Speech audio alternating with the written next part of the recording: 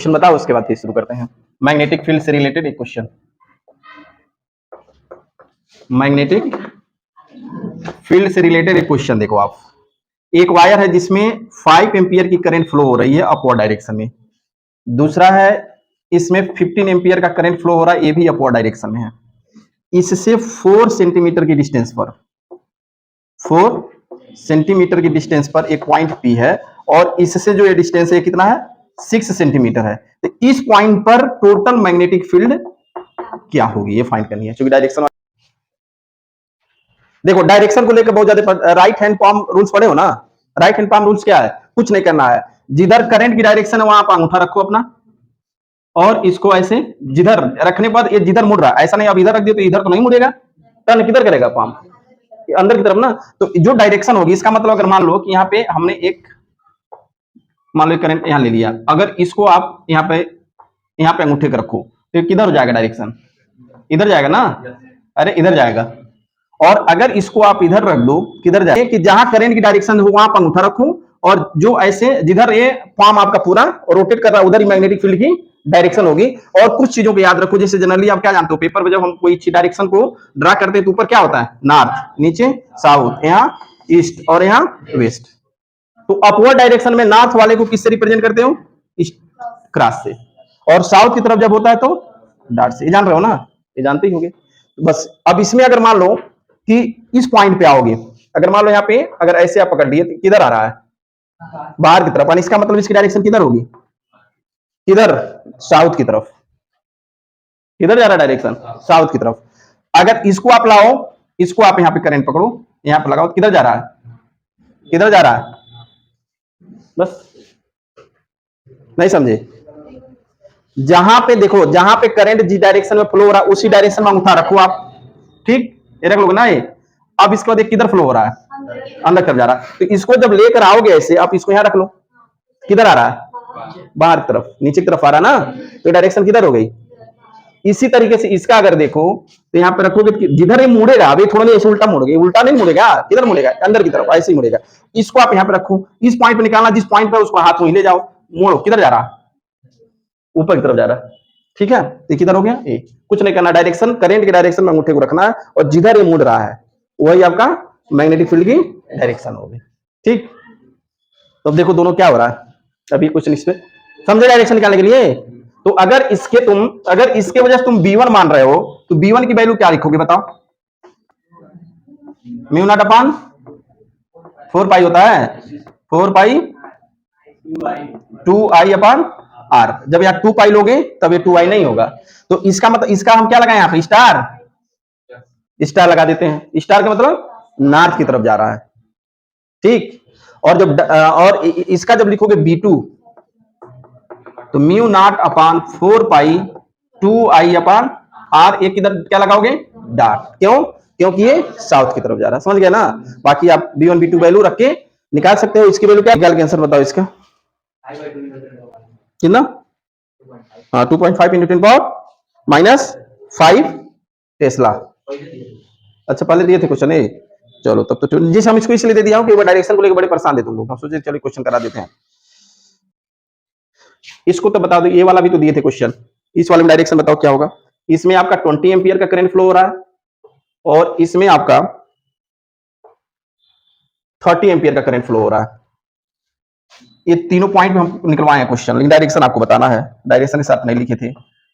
10 centimetre ये Q point हो गया, यहां से आपका 10 सेंटीमीटर हो गया, पी पॉइंट हो गया, और यहां से 10 सेंटीमीटर हो गया, और कितना हो गया, आर पॉइंट हो गया, ठीक है। और इनके बीच का टोटल डिस्टेंस कितना दिया है, 20 सेंटीमीटर, ठीक है, 20 सेंटीमीटर दिया हुआ है। हमें पी क्यू और आर पे मैग्नेटिक फील्ड निकालना है, चुंबकीय क्षेत्र का मान निकालना है, पी क्यू आर पर चुंबकीय क्षेत्र का मान निकालना है, तीनों पॉइंट पे, तीनों पे डायरेक्शन देके बताओ आप।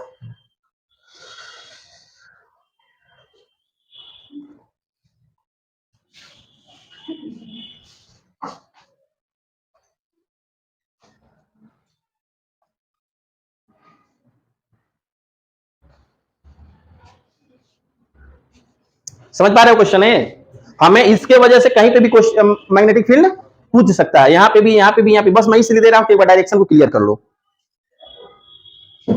देखिए आप इस पे बताओ, पी पर अगर पॉइंट पी पर अगर डायरेक्ट लिखो बीपी इक्वल टू, तो हम इसके वजह से अगर इसका डायरेक्शन लिखें तो ये किधर आएगा, साउथ की तरफ होगा कि नहीं।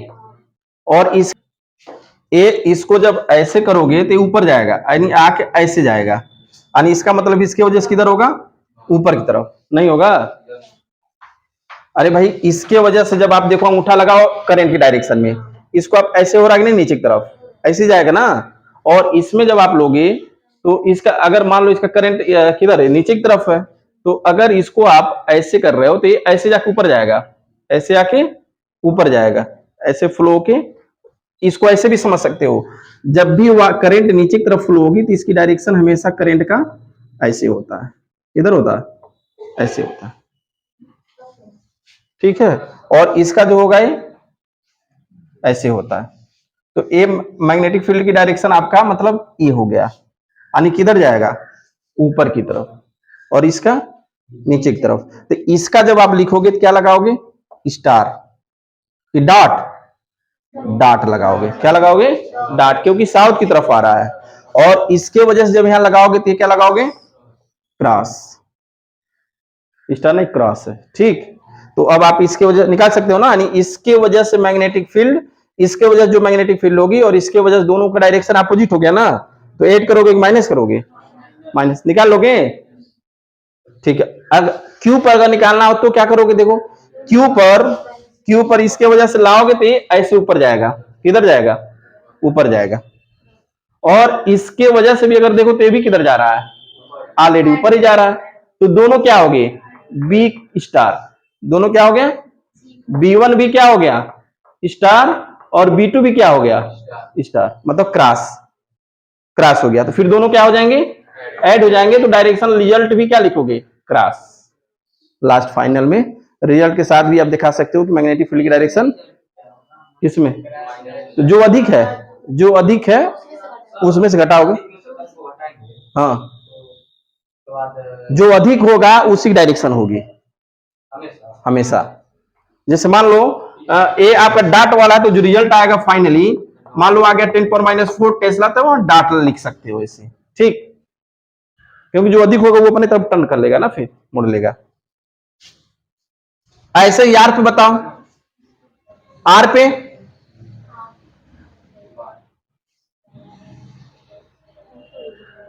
इसके वजह से, इसकी वजह से, ठीक, तो यहां पे क्या हो जाएगा, माइनस, हाँ, दो जगह माइनस और एक जगह प्लस। बाकी डिस्टेंस आप समझ ही रहोगे, यहां से यह डिस्टेंस कितना लोगे, 30, ठीक है, बाकी समझ गए फिर। मतलब कुछ नहीं करना, जहां करंट है वहां अंगूठा रखिए और उसको आप टर्न करो ऐसे, ऐसे, हाँ, करंट के डायरेक्शन में, तो उसको आप ऐसे टर्न कराओ। जैसे ये मान लो है, इसका मतलब किधर टर्न कर रहा है, आपका पाम किधर मुड़ रहा है, जिधर मुड़ेगा वही करंट की मैग्नेटिक फील्ड की डायरेक्शन होगी, मैग्नेटिक फील्ड की डायरेक्शन होगी, ठीक है। क्योंकि आप पढ़े हो पाम रूल्स में क्या है, देखो आई एफ और ए, ठीक।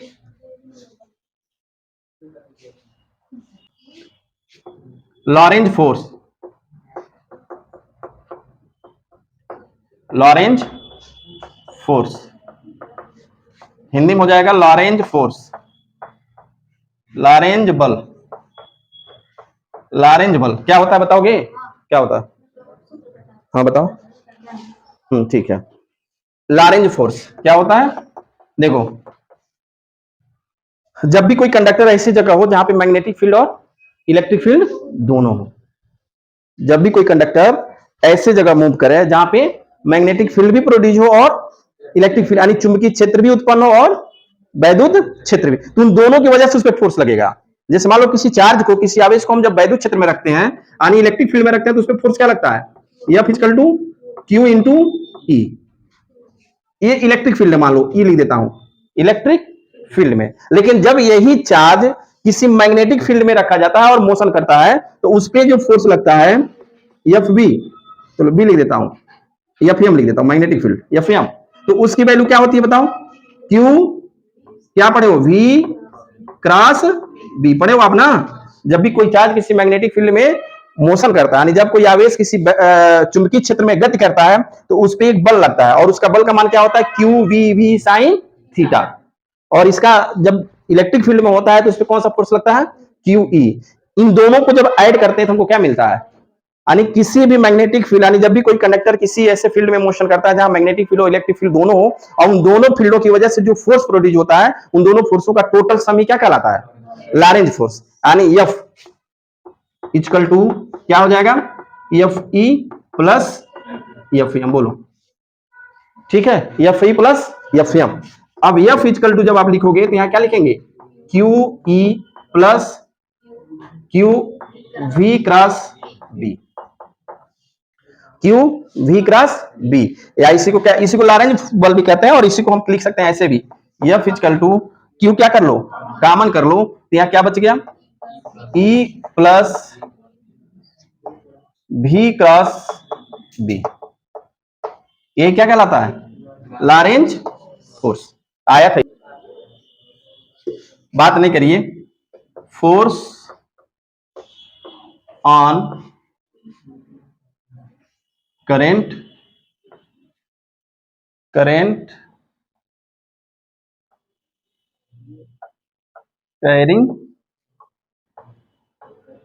Conductor in magnetic field.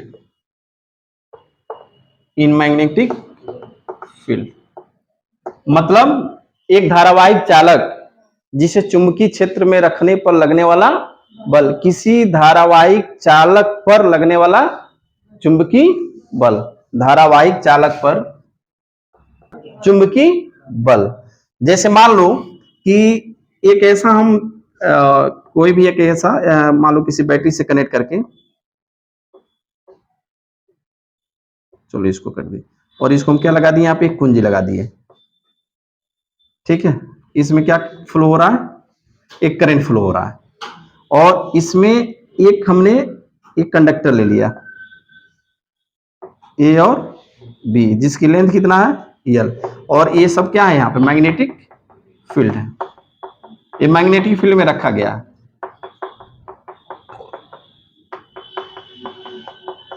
Magnetic field में रखा गया, तो जब आप इसको ऑन करोगे तो इसमें करंट फ्लो होगा, करंट फ्लो होगी, ये मैग्नेटिक फील्ड में है, तो इस पर एक फोर्स लगेगा। किस पे? इस कंडक्टर ए बी पर, जिसकी लेंथ कितना है? एल। अब यहाँ पे मैग्नेटिक फील्ड है, ये मैग्नेटिक फील्ड के किधर है? परपेंडिकुलर मोशन कर रहा है। कैसे रखा गया है? परपेंडिकुलर है, उसी डायरेक्शन में। जब उसी डायरेक्शन में होगा तो फोर्स जीरो हो जाएगा, अभी आप देखेंगे। तो ये मैग्नेटिक फील्ड में रखा हुआ है, तो इस पे एक बल लगेगा, उस बल का जो मान होगा, उस फोर्स की जो वैल्यू होती है, वह डिपेंड करता है कि इसमें करंट कितना फ्लो हो रहा है, करंट कितना फ्लो हो रहा है, यानी एफ प्रोपोर्शनल टू आई। ठीक। दूसरा, चालक की लेंथ कितनी है? एल लेंथ कितना है? F proportional to L. Third है चुंबकीय क्षेत्र, मैग्नेटिक फील्ड कितना वहां पर, किस यानी कहां रखा गया है, यानी जहां पे मैग्नेटिक फील्ड की वैल्यू कितनी है, जहां जितना अधिक मैग्नेटिक फील्ड होगा उतना अधिक फोर्स लगेगा। और फोर्थ है कि इस लेंथ का मैग्नेटिक फील्ड के साथ डायरेक्शन, यानी लेंथ मैग्नेटिक फील्ड से किस एंगल पे रखा गया, यानी जो कंडक्टर वायर है वह मैग्नेटिक फील्ड से कितने एंगल पे रखा हुआ है, तो यह प्रोपोर्शनल टू साइन थीटा। यानी साइन थीटा क्या है? कंडक्टर वायर और मैग्नेटिक फील्ड के बीच का एंगल। भाई इसको डायरेक्शन में भी रख सकते हो, 30 डिग्री भी रख सकते हो, किसी भी तरीके से रखा जा सकता है। तो जब इन सबको आप मिलाओगे तो क्या मिलेगा? I L B sine theta. जब प्रोपोर्शनल साइन हटाते थे कांस्टेंट आता है, उसकी वैल्यू 1 होती है, इसलिए एफ इक्वल टू क्या हो गया? I L B sine theta. F equal to I L B sine theta. अगर थीटा इक्वल टू मान लो क्या ले लिया गया? 0 डिग्री, तो एफ इक्वल टू, यानी इसका मतलब मैग्नेटिक फील्ड के डायरेक्शन में फोर्स हमेशा 0 होता है। थीटा इक्वल टू क्या ले लो? 90 डिग्री, तो एफ इक्वल टू क्या हो गया? ILB, यानी ये मैक्सिमम होता है। थीटा इक्वल टू, ये 0 रखो चाहे 180 रखो, हमेशा क्या होगा, 0 ही होगा। और 90 रखेंगे तो ILB मैक्सिमम होगा। इसकी डायरेक्शन निकालने के लिए भी दो रूल्स है, किसका किसका, फ्लेमिंग का लेफ्ट हैंड रूल्स और right hand palm rules. Right hand palm rules, left hand rules ये है आपका FBI, FBI, और पाम रूल्स क्या हो गया, BFB, BIF। जैसे हमेशा अंगूठा क्या होगा, धारा बताएगा, वैद्युत धारा, और यह हमेशा भी पढ़े हो, हमेशा मैग्नेटिक चुंबकीय क्षेत्र की डायरेक्शन, और ये जो डायरेक्शन है वो क्या है, तीनों एक दूसरे के हमेशा क्या होता है, परपेंडिकुलर होता है, तीनों एक दूसरे के लंबवत होता है। ठीक, ये क्या हो गया, लेफ्ट हैंड रूल्स होता है, ये है FBI, फ्लेमिंग का लेफ्ट हैंड रूल FBI, और ये क्या हो गया, राइट हैंड पाम रूल्स। ठीक, तो ये क्या हो गया B, ये हो गया I, हमेशा I अंगूठा जो होगा हमेशा करंट बताएगा, और ये फोर्स। ठीक, तो इसकी डायरेक्शन हम इससे दोनों से निकालते हैं, फ्लेमिंग का लेफ्ट हैंड रूल्स और right hand palm rules. Right hand palm, palm मतलब झापड़ होता है ना, क्या होता है, हथेली होता है, वही मतलब झापड़, लिख लीजिए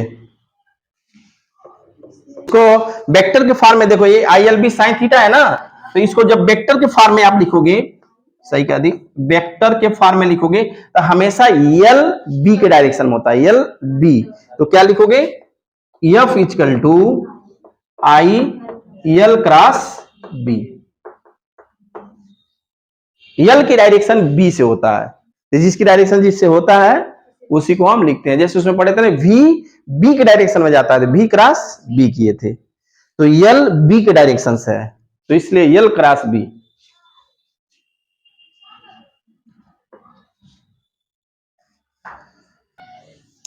अब हम एक दिन चर्चा किए थे कि अगर कोई मैग्नेटिक फील्ड है, कोई एक मैग्नेटिक फील्ड है, कोई चुंबकीय क्षेत्र हो गया,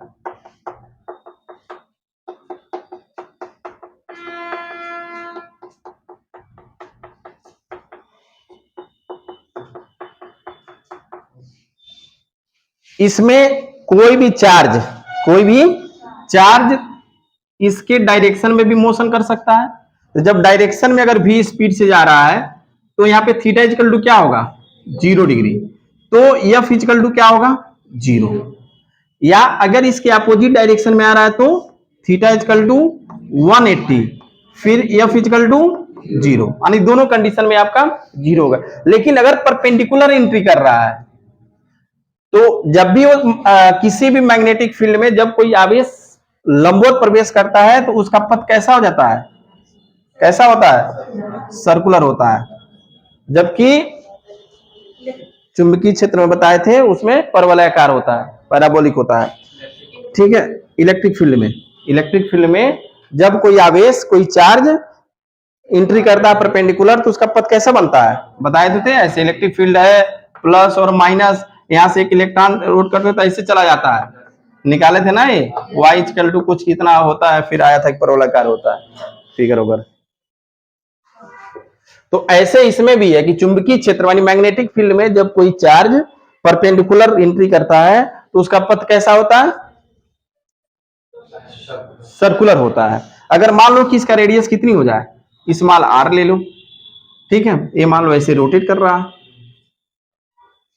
तो अब यहाँ पे एक चीज बताइए, जब भी कोई ऑब्जेक्ट या कोई सब्सटेंस सर्कुलर पथ में मोशन तभी करता है जब उसके सेंटर की तरफ एक सेंट्रीपिटल फोर्स लगता है, सेंट्रीपिटल फोर्स लगता है, सेंट्रीपिटल, नहीं तो ये सीधे निकल जाता है, एक सेंट्रीपिटल फोर्स लगता है। वो सेंट्रीपिटल फोर्स इसको कहां से मिलता है, कौन से बल से, वो चुंबकीय बल से मिलता है।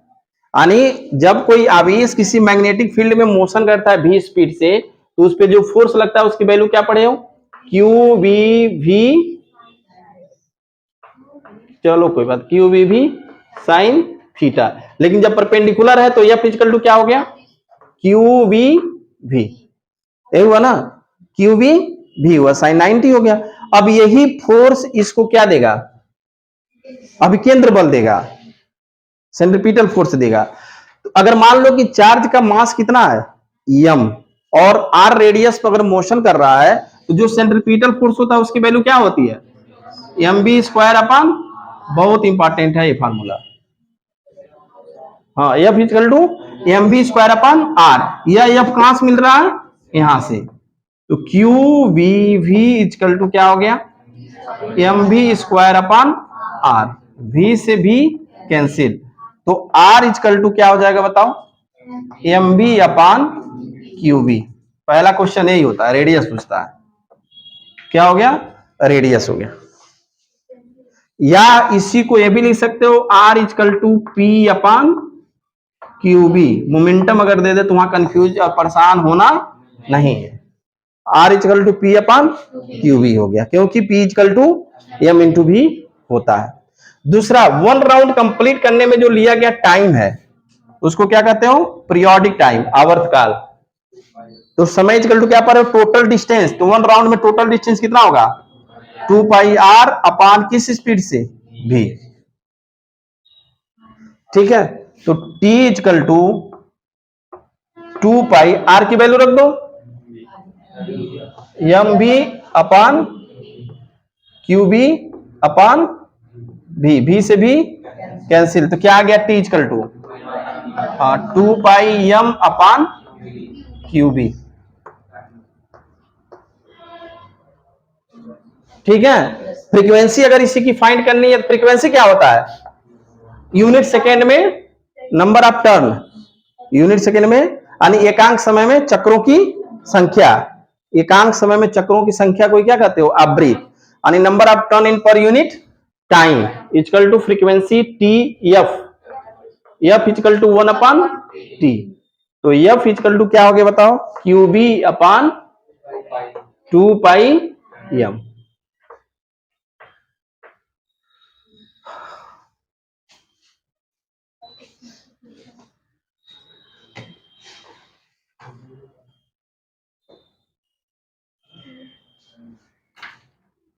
नोट कर लीजिए,